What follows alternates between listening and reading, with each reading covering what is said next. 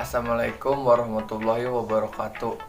Perkenalkan, nama saya Malvin Regi Pramesta, mahasiswa Unsika, Universitas Singapura Bangsa Karawang, dari kelas 2B, Program Studi Pendidikan Bahasa dan Sastra Indonesia, Fakultas Keguruan dan Ilmu Pendidikan. Tujuan saya membuat video ini untuk memenuhi tugas mata kuliah Apresiasi Prosa Fiksi Indonesia yang diampu oleh Ibu Perina Melia Santi.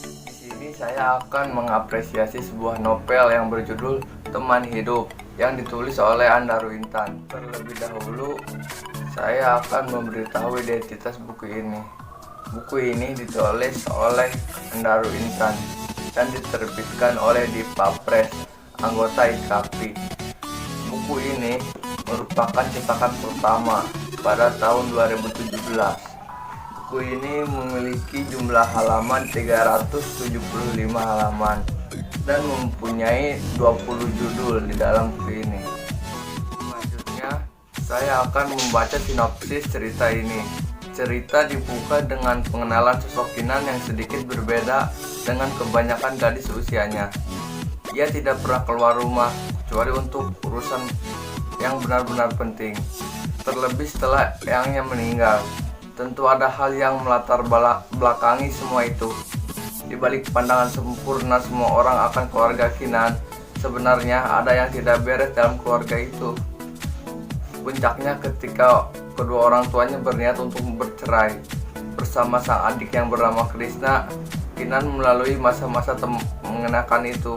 Masa-masa tak dihiraukan karena kesibukan orang tua serta terancam perpisahan. Tokoh utama dalam cerpen ada dua, yaitu Kinan, sosok gadis yang tangguh, mempunyai sifat rendah hati dan penyayang. Bisa dibuktikan ketika Kinan dimarahi oleh orang tuanya, ia selalu terdiam. Tokoh kedua yaitu Krishna, seorang lelaki yang setiap harinya selalu bermain game online di kamarnya. Sifat Krishna sama seperti sifat Kinan. Bisa dibuktikan ketika Krishna selalu nurut bila diperintahkan oleh orang tuanya. Lalu tokoh pendukungnya ada orang tua Kinan yang mempunyai sifat cuek. Bisa dibuktikan ketika sedang makan pagi bersama, orang tuanya selalu sibuk untuk pergi ke kantornya dan jarang sekali berbicara dengan anak-anaknya. Lalu ada Jati, yaitu kekasih Kinan. Ia bertemu dengan Kinan dalam kampus kuliahnya. Jati memiliki sifat penyayang dan penolong. Bisa dibuktikan ketika Kinan sedang di perjalanan terjatuh dan langsung dibantu oleh Jati. Lalu tokoh pendukung terakhir adalah Ebi, teman kuliah Kinan. Ia mempunyai sifat baik hati. Bisa dibuktikan ketika Ebi selalu memberitahu tugas-tugas kuliahnya kepada Kinan. Latar sosialnya adalah Kinan bersama adik dan orang tuanya merupakan keluarga terpandang di kotanya. Bisa dibuktikan ketika awal-awal cerita. Latar tempat novel ini di rumah, di tempat kuliah, dan di tempat wisata-wisata yang pernah Kinan dan keluarganya kunjungi. Latar waktunya adalah ketika Kinan sedang berkuliah. Bisa dibuktikan ketika awal dan pertengahan cerita.